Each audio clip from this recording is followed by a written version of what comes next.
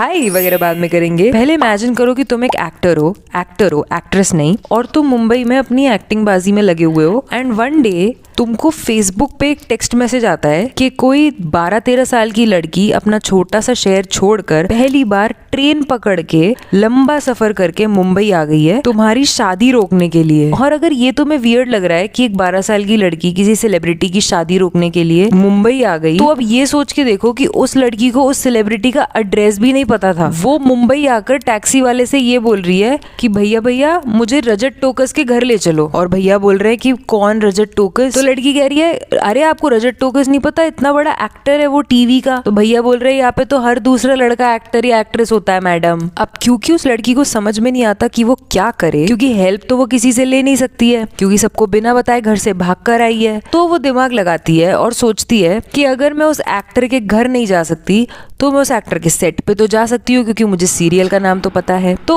वो लड़की auto driver से बोलकर उस एक्टर के सीरियल के सेट पर पहुंच जाती है। और जब वो सेट पर पहुंचती है तो क्योंकि वॉचमैन तो अंदर घुसने देता नहीं है, तो घंटों सेट के बाहर वेट करने के बाद वो सोचती है कि अंदर अब सेट के कैसे घुसा जाए। तो सेट के अंदर घुसने के लिए मैडम एक बहुत ही ज्यादा इंटेलिजेंट प्लान बनाती हैं, विच इज कि वो एक्टर को फेसबुक पर मैसेज कर देती है कि मैं तुम्हारे सेट के बाहर खड़ी हुई हूँ और मैं बहुत दूर से आई हूँ, मुझसे मिल लो। अब हम सबको लगेगा कि कोई एक्टर ऐसे मैसेजेस क्यों पढ़ेगा, लेकिन इत्तेफाक से वो एक्टर वो मैसेज पढ़ लेता है और उस लड़की को अंदर बुला भी लेता है। और अंदर वैनिटी वैन में बुलाने के बाद उसकी कस के डांट लगाता है क्योंकि दिस इज स्टूपिड। और ये रियल स्टोरी है एंड ये एक्चुअली रजत टोकस के साथ हुआ था जब वो जी टीवी के शो जोधा अकबर में जलालुद्दीन मोहम्मद अकबर का रोल करते थे। एंड ये जो मैंने स्टोरी सुनाई है ना, ये चैनल वी पर एक कन्फेशंस करके शो आता था, अगर आपको याद हो, अगर आप उतने पुराने हो तो। उसमें करण कुंद्रा ने रजत टोकस का किरदार निभाया था और ये रिवील नहीं किया था कि ये किस सेलिब्रिटी के साथ हुआ है, तो ये मैं रिवील कर रही हूँ आपको, ये एक्चुअली रजत टोकस के साथ हुआ था। उनके लिए एक लड़की इतनी क्रेजी हो गई थी कि वो अपने मम्मी पापा को बिना बताए भागकर मुंबई आ गई रजत टोकस से मिलने के लिए। अब उस एपिसोड में तो ये भी दिखाया है कि लेटर उस सेट पर उसके मम्मी पापा भी आ गए थे उस लड़की के तभी के तभी। लेकिन ऑफ कोर्स हम सबको पता है कि हर शो अपनी क्रिएटिव लिबर्टी लेता है, तो कुछ चीजें उन्होंने चेंज भी करी होंगी। अब ये स्टोरी सुना के मैंने वीडियो इसलिए स्टार्ट किया है क्योंकि मुझे आपको बताना था कि एक टाइम पर रजत टोकस का कितना ज्यादा क्रेज था और अब पिछले 6 साल से रजत का कोई अता पता ही नहीं है। उनका लास्ट प्रोजेक्ट जो आया था वो था नागिन 3 विच वॉज इन 2018 और 19, जिसमें उन्होंने इच्छाधारी नाग विक्रांत का रोल किया था। और जो रजत का पीक टाइम चल रहा था वो था 2013 से 2015 में, जब उन्होंने जोधा अकबर में अकबर का रोल किया था। और थोड़ा सा पीछे जाएं तो 2006 में एक शो आता था धरती का वीर योद्धा पृथ्वीराज चौहान, जिसमें रजत ने पृथ्वीराज चौहान का रोल किया था, जिसे काफी पसंद किया गया था। ये उन्होंने एज अ चाइल्ड आर्टिस्ट किया था। आई एम श्योर आप में से कई लोगों ने ये शो देखा होगा। एंड पता है इस कैरेक्टर को इतना पसंद किया गया था कि पहले रजत का रोल इतना लंबा था नहीं जितना लंबा उनका रोल बना दिया गया, बिकॉज ऑडियंस उनके रोल को बहुत पसंद कर रही थी। यूजुअली होता है ना शोज में चाइल्ड आर्टिस्ट को दिखाते हैं लेकिन थोड़े टाइम में बड़ा कर देते हैं और फिर 20-22 साल का एक्टर आके वो कैरेक्टर संभालता है, लेकिन रजत के साथ ऐसा नहीं हुआ। उनके कैरेक्टर को काफी एपिसोड्स का एक्सटेंशन मिल गया था, इतने पसंद किए जा रहे थे रजत उस कैरेक्टर में। वैसे पृथ्वीराज चौहान से रजत को पॉपुलैरिटी जरूर मिली थी, लेकिन पृथ्वीराज चौहान रजत का पहला शो नहीं था। रजत का पहला शो था बोंगो, ये 2004 में डीडी नेशनल पे आता था। और इस शो में जो कैरेक्टर था बोंगो वो एक एलियन था और वो दूसरे प्लैनेट से आया था एंड उसके पास काफी सारे सुपर पावर्स भी थे। अब जितने भी लोगों ने ये शो देखा है उनके लिए डोज ऑफ नॉस्टैल्जिया।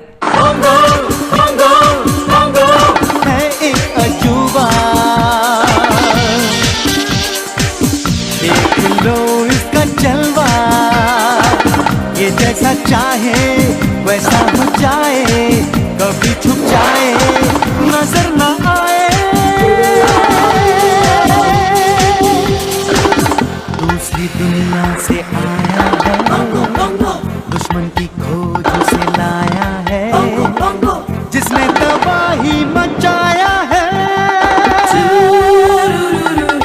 बोले ये सब की बोली, ये हर बदलता है, इसके पास है वो जादू।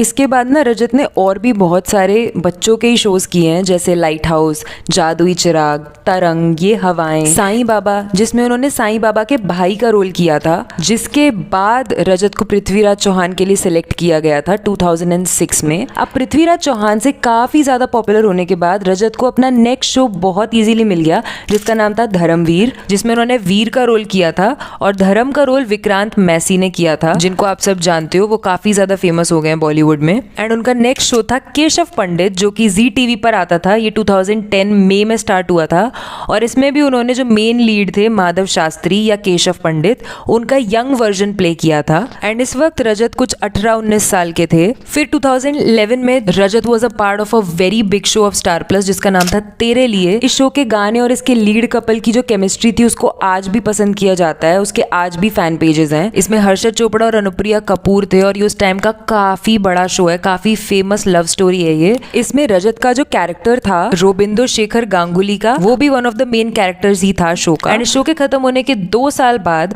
रजत को फाइनली अपनी लाइफ का one of the biggest shows मिला, जिसका नाम था Jodha Akbar in the year 2013। और ये शो एकता कपूर ने प्रोड्यूस किया था, जो कि उनके पिछले शो केशव पंडित को भी प्रोड्यूस कर चुकी थी। एंड वो रजत को टीवी का ब्लू आइड बॉय कहा करती थी। And can you believe Rajat was just 21 years old when he was doing the role of Akbar in Jodha Akbar. Now I'll be honest, I thought he was much older than that. अब Jodha Akbar show को और उसके actors को जितना awards और recognition मिलते थे ना, उतने ही इस शो को कंट्रोवर्सीज भी मिलते थे, क्योंकि अखिल भारतीय क्षत्रिय महासभा ने प्रोटेस्ट किया था इस टीवी सीरियल के अगेंस्ट, क्योंकि उनके अकॉर्डिंग ये शो गलत फैक्ट्स दिखा रहा है। उन्होंने ये क्लेम किया कि सीरियल गलत इन्फॉर्मेशन बता रहा है, जैसे कि जोधा का अकबर से शादी करना अपने पापा का किंगडम बचाने के लिए। इसके अलावा और भी कम्युनिटीज ने शो के अगेंस्ट प्रोटेस्ट किया था और उन्होंने तो ये भी बोला था कि जोधा नाम का कोई पर्सन एग्जिस्ट ही नहीं करता था। इनफैक्ट ये मैटर इतना बढ़ गया कि एकता कपूर के एफिजी यानी कि पुतले भी जलाए गए थे ऑन रोड, जिसके बाद एकता कपूर ने बैकआउट कर लिया था इस शो से as a producer. And you know Ekta Kapoor had a big hand इस शो को उठाने में, क्योंकि शुरू में ये शो इतना पसंद नहीं किया जा रहा था, इतना कोई नहीं देख रहा था इसको, इतनी हाई टीआरपी नहीं थी इस शो की। It was her brains and her experience also,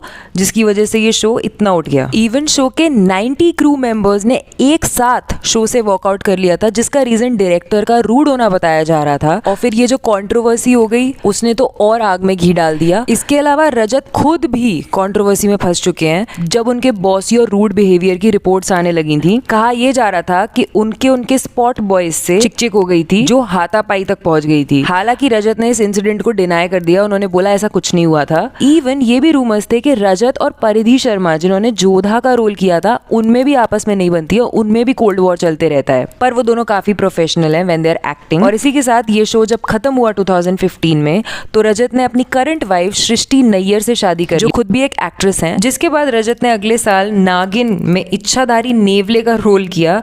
उसके बाद 2016 में उन्होंने एक और शो साइन किया, चंद्र नंदिनी, जिसमें उन्होंने 3rd टाइम एक हिस्टोरिकल कैरेक्टर प्ले किया था, चंद्रगुप्त मौर्य का। एंड इसी टाइम जब रजत चंद्र नंदिनी कर रहे थे ना, तो रजत को एक न्यूज पर काफी गुस्सा आ गया था, क्योंकि एक मीडिया पोर्टल ने रजत और उनकी को एक्टर तनु खान के लिए ये लिख दिया था कि पैकअप के बाद वो दोनों वैनिटी में साथ टाइम स्पेंड करते हैं और फिर सेट से भी साथ में निकलते हैं, नाइट आउट करते हैं, जिसकी वजह से रजत ने ये 3 ट्वीट्स किए थे, जिससे क्लियरली समझ में आ रहा है that as a married man he did not like it. To me, there's no such thing as cyberbullying, as if someone's hurting anyone's sentiment by being negative, then just simply avoid that. I can easily react and have a nice defamation case filed, but then again, it's all pointless as they'll be happy knowing that they've hurt me. Of which now, since I'm calm and in my peace, no one has power to do so. Nothing can or ever will stop me from doing my work. I'm here to stay.